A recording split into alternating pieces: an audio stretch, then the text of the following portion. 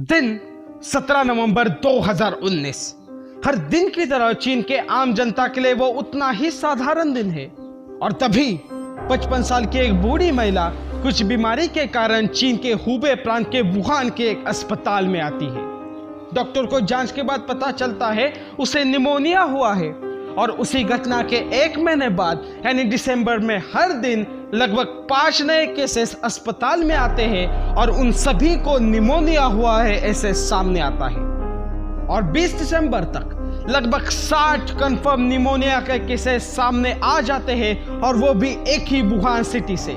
Doctor को पता नहीं चलता कि एक ही जगह के इतने सारे पेशेंट एक ही निमोनिया से कैसे इन्फेक्ट हो रहे हैं। और जब उन पेशेंट की बारीकी से जांच की गई तो चौंका देने वाले नतीजे सामने आए।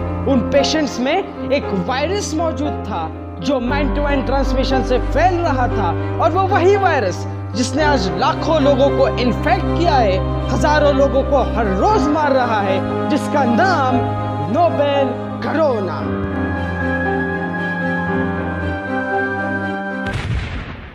लेकिन दोस्तों, असली सवाल तो यह है, आज हम इंसान आसमान को छू रहे हैं, अंतरिक्ष में घूम रहे हैं, रोबोट से अपना काम करवा रहे हैं, लेकिन फिर भी आज हम एक कोविड-19 का इलाज लोगों तक पहुंचा नहीं पा रहे हैं। क्यों?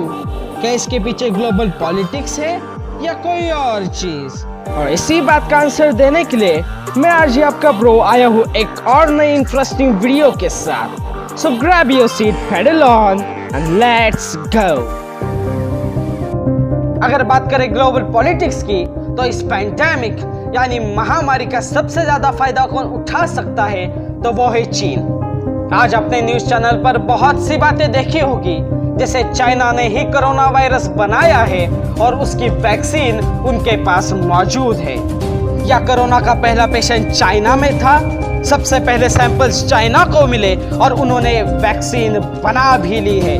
लेकिन अपनी ग्लोबल पॉलिटिकल स्ट्रेंथ बढ़ाने के लिए वो वैक्सीन अन्य देशों को सप्लाई न कर दूसरी चीजों की मदद करने की साजिश कर रहा है।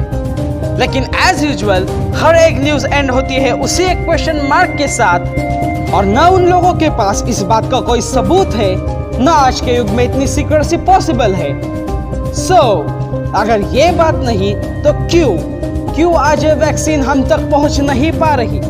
आज बड़े देश जैसे इंडिया, यूएसए, ऑस्ट्रेलिया, जर्मनी इस वैक्सीन को बनाने का दावा कर रहे हैं, लेकिन फिर भी ये वैक्सीन हम तक पहुंच नहीं पा रही। क्यों?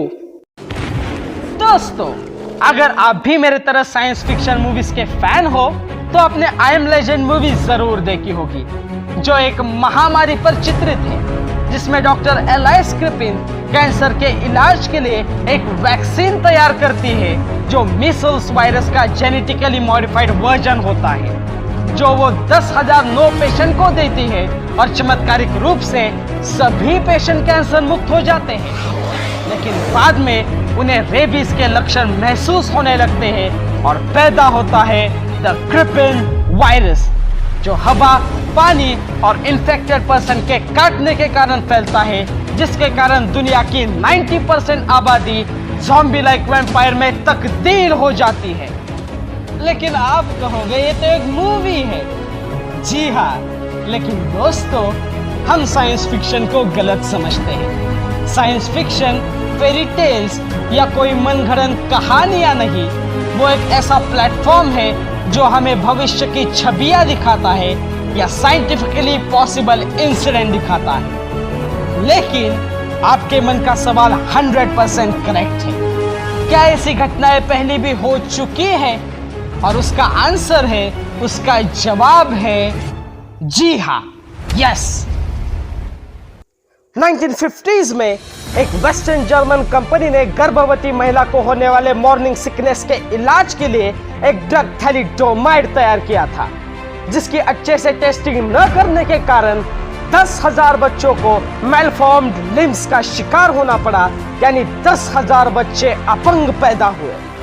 और एक और बड़ी घटना यानी 1955 का the cutter incident. 2 polio vaccine companies American public में अपनी लोकप्रियता बढ़ाने के लिए एक दूसरे के साथ मुकाबला कर रही थी। एक थी द ओरल पोलियो वैक्सीन, जिसके अमेरिकन बिलियनर्स ने हिंदुस्तानी बच्चों के मुंह में ड्रॉप्स डालते इमेजेस अपने जरूर देखे होंगे।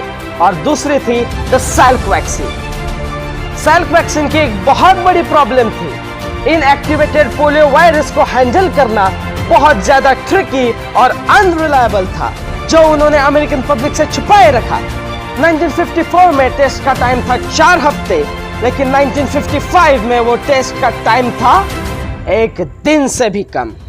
और यही रीजन था कि 1,20,000 पोलियो डोसेस, जिनमें लाइव पोलियो वायरस मौजूद था, बच्चों में इंजेक्ट किए गए, जिसके कारण बहुत से बच्चों को पैरालिसिस का शिकार होना पड़ा और बहुत से बच्चे मर भी गए। दोस्तों, आज कोविड-19 का वैक्सीन आप तक पहुंच नहीं पा रहा है, उसका सबसे बड़ा रीजन है आपकी खुद की सेफ्टी। क्योंकि किसी भी वैक्सीन का मेन ऑब्जेक्टिव किसी एक इंडिविजुअल को बचाना नहीं, बल्कि पूरी ह्यूमैनिटी को बचाना होता है।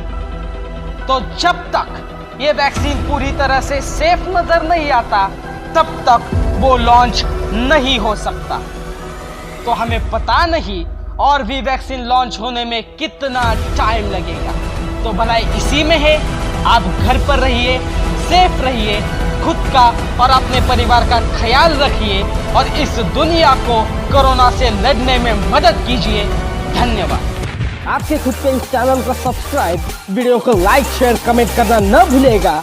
और अगर वीडियो पसंद आई हो तो सब्सक्राइब के बगल वाले घंटे को हाथ से दबाओ वरना पैर से उड़ाओ, लेकिन बचनी जरूर चाहिए। अगले हफ्ते मिलेंगे ऐसी एक इंटरेस्टिंग वीडियो के साथ। Till then, learn science, live science.